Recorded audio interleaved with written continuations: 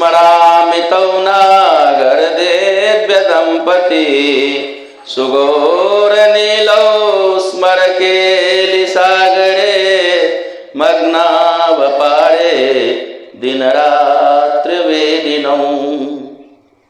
अब कह रहे हैं कि मैं श्री वृंदावन की उन कुंजों को स्मरण करता हूँ, उन कुंज विहारी विहारिणी नागरवर दिव्य दंपति को स्मरण करता हूँ जो सुगौर नील वर्ण युक्त हैं एवं असीम काम विलास सागर में निमग्न होकर दिन रात अन्य कुछ भी नहीं जानते। ऐसे जो निकुंज विहारी विहारिणी श्री वृंदावन विहारी विहारिणी यह दिव्य दंपति दिव्य जोड़ी उनको स्मरण कर रहे हैं, अर्थात इनके इष्ट स्मरण से ही अभीष्ट प्रकट हो रहा है। इनका अभीष्ट क्या है? श्री वृंदावन रस प्राप्त करना, श्री वृंदावन रसधन धनी होना, श्री वृंदावन रस सिंधु में अवगाहन करना, क्योंकि इन्होंने इससे पूर्व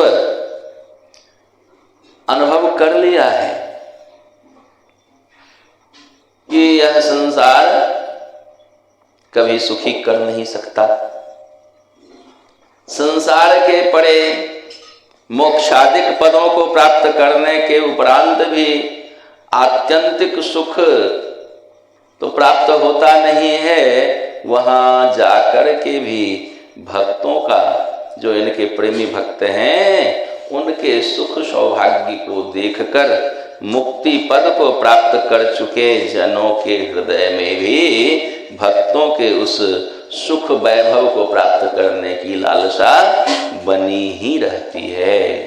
इसलिए इन्होंने विचार करके देखा है, अनुभव करके देखा है कि आत्यंतिक रूप से यदि सुखी होना है तो एकमात्र श्री वृंदावन ही इसके उपाय हैं। श्री वृंदावन आश्रित हो जाए, श्री वृंदावन रस की उपासना में संलग्न हो जाए, श्री वृंदावन रस प्राप्त हो, श्री वृंदावन रस में अवगाहन करे, तो ही जाकर के सुख की खोज पर पूर्ण विराम लग सकता है। नहीं तो कुछ भी प्राप्त हो जाए फिर भी सुख की खोज तो जारी ही रहती है, और यह खोज ही बता देती है कि अभी प्राप्त हुआ नहीं है। जब तक प्राप्त न हो तब तक खोज जारी रहती है। जो भी कुछ विषय हो जिसे हम ढूंढ रहे होते हैं उसको तब तक ढूंढते हैं ना जब तक वो मिल न जाए। कुछ भी हो अपना, एक पेन गिर गया, एक सुई गिर गई, कुछ भी हो तो उसको ढूंढते हैं, तब तक ढूंढते हैं जब तक मिल न जाए। तो सुख को जीव, सुख खो गया है जीव से, और इसको ढूंढने में खोजने में लगा हुआ है। खोजते हैं ना, कभी इसमें ढूंढते, कभी उसमें ढूंढते, कभी कहीं ढूंढते, कभी कहीं ढूंढते। सुख की खोज बनी रहती है किंतु यह मिटती नहीं है। कुछ भी प्राप्त हो जाए लगता है कि नहीं नहीं अभी सुखी कहाँ हुए, सुखी होने के लिए तो अभी कुछ और करना है। तो यह जो और कुछ करने की सोच अनादिकाल से चली आ रही हमारी, वह अनंत काल तक चलती रहेगी। हमारी यह भावना ऐसी बनी रहेगी, हमारी सुख की खोज अनंत काल तक बनी रहेगी, तब तक जब तक हम श्री वृंदावन आश्रयी न हो जाते हैं, जब तक श्री वृंदावन विपिनेश्वरी, श्री निकुंजेश्वरी, रसिकेश्वरी, स्वामिनी किशोरी जी के शरणापन्न नहीं हो जाते हैं, जब तक इन्हें हम अपनी आराध्या, अपनी स्वामिनी स्वीकार नहीं कर लेते हैं, तब तक इस पर पूर्ण विराम नहीं लग सकता। आनंद को प्रदान करने वाले हमारी स्वामिनी जो है, इनके शरणापन्न हुए बिना कभी आनंद लाभ लिया ही नहीं जा सकता है। आह्लादिनी शक्ति है भगवत शक्ति, अनंत शक्ति संपन्न जो परम शक्तिमान परम सत्ता स्वरूप श्री हरि हैं, उनकी अनंत अनंत शक्तियां हैं। वो समस्त अपने अपने कार्य को सदा पूर्ण करने में लगी रहती हैं।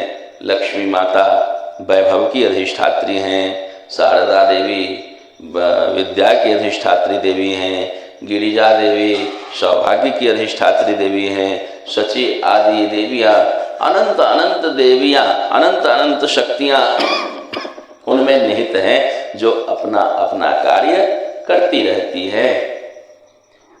उन अनंत शक्तियों के मध्य आह्लादिनी शक्ति, आनंद प्रदायिनी शक्ति हमारी स्वामिनी जो है। जैसे लक्ष्मी की शरणापन्न होने हुए बिना वैभव प्राप्त नहीं होता, लक्ष्मी मैया की कृपा से वैभव की प्राप्ति होती है, ऐश्वर्य की प्राप्ति होती है। विद्या संपन्नता चाहिए तो विद्या देवी की कृपा प्राप्त करनी होती है, उनकी आराधना करनी होती है। वैसे ही यदि आनंद प्राप्ति की इच्छा है, सुखी होना है, आनंद लाभ लेना है, तो उसके लिए श्री वृंदावनेश्वरी हमारी स्वामिनी जी का शरणापन्न होना ही पड़ेगा। बिना इनकी आराधना किए, बिना इनके शरणापन्न हुए कभी भी आनंद लाभ नहीं हो सकता है। कुछ भी प्राप्त हो जाए पर आनंद नहीं मिलेगा।